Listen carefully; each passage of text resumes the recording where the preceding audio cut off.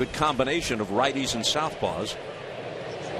David Freese, last year's NLCS and World Series MVP, starts it on the Cardinals' second.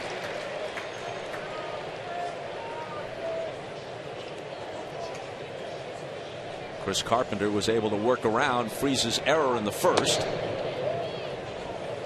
Yeah, I don't know if it's the I don't know if it'd be proper to say acoustics for a day game, but one of the things you really appreciate about the day game, one of many sitting here, you hear the vendors.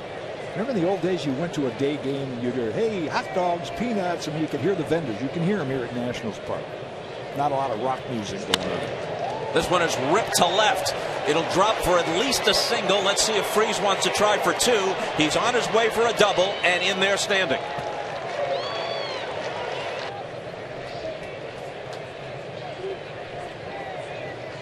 Descalso robbed of a home run in game one on a leaping grab by Jason Worth.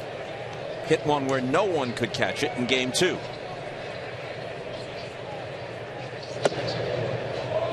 Fastball off the plate. Looking down at Jose Aquindo for a sign that Descalso knows his job right here with one run on the board already is to pull that ball to the first base side and advance the runner to third.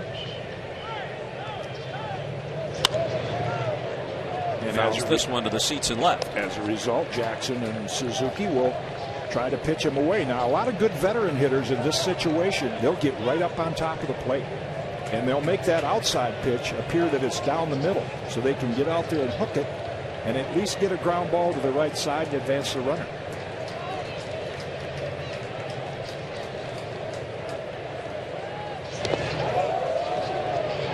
That one's blocked by Suzuki, who has done a good job behind the plate in this series, saving his pitching staff several wild pitches already. Well, I have watched him behind the plate, and he was trained well. I know Bob Brenly, a former catcher, doing the games on TBS with Dick Stockton. We saw that game and watched how Suzuki, his body, the way he can shift his body over and keep the ball in front of him, very impressive.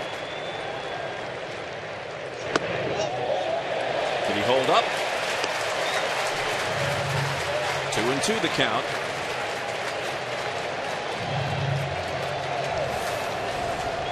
Boy, and that's a pitch. I mean, it's out of the strike zone, but that's a pitch, not a fastball, where he could get some of the bat on it and pull it. That's what he's trying to do right here.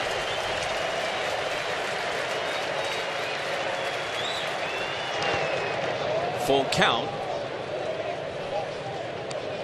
And Freese back to second. Suzuki was acquired in a trade with the A's. Wilson Ramos, their regular catcher, had been on the DL for a while, so Suzuki was an important late season pickup.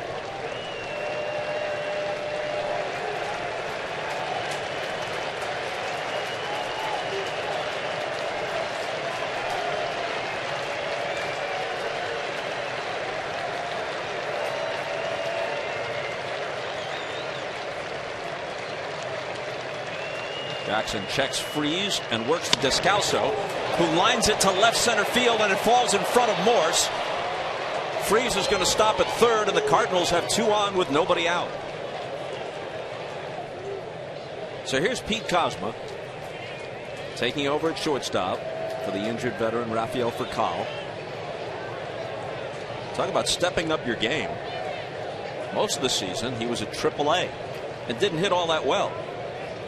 But he's hit .333 in the big leagues. And he launches this one to left. Morse going back, looking up, and it's gone.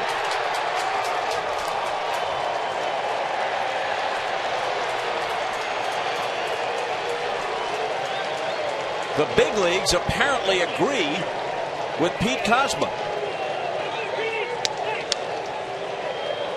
Cardinals have sent 8 hitters to the plate, now 9, and that base hit by Carpenter means that the Cardinals are 6 for 9 off Edwin Jackson. We talked with the GM Mike Rizzo before the game. He was adamant that he has no second thoughts about shutting Steven Strasburg down despite all the critics. But unless they can turn this game around, they're going to hear it. Oh, no if question. they're down 2-1 and Ross Detweiler starts game 4 and Steven Strasburg has not been heard from in the postseason, And if with the best record in all of baseball, they make an early exit, it's not going to be pleasant here. Yeah, there is Steven Strasburg watching, and Steven Strasburg has the best power control combination of any starter in the big leagues this year. In addition to those numbers, you see the strikeouts and innings pitched. He strikes out more hitters than he allows base runners. And he obviously, the Nationals are sticking with their decision, but we've talked about that. If they fall behind 2-1, or if they don't get to the big dance, Mike Rizzo's going to hear a lot of those things, but he is committed. He has stuck to it, and he has no second thoughts about it.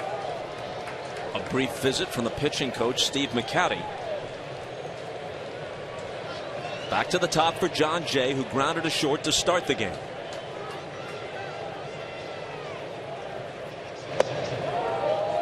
Ball one. Jackson was 10-11 for the year, but in his 31 starts, the Nats were just 12-19. This for a team that won 98 games. 12-19 with Jackson starting, a percentage of .387. 86-45 when everybody else starts, a percentage of .656. Yeah, and no disrespect for, you mentioned Ross Detwiler tomorrow. I love the arsenal that Ross Detwiler has. A left-hander out of the St. Louis area. Hard thrower with a good sink, and no question he's an outstanding pitcher. But boy, if they go out early, they will scratch their heads and say, what would have it been like if we had Steven Strasburg pitching a game or two? And they begin to stir in the Nationals' pen much earlier than Johnson and McCatty would like.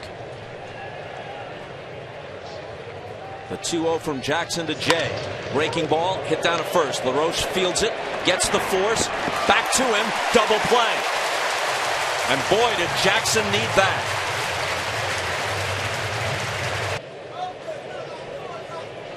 So here's Beltran, who popped to second in his first at bat.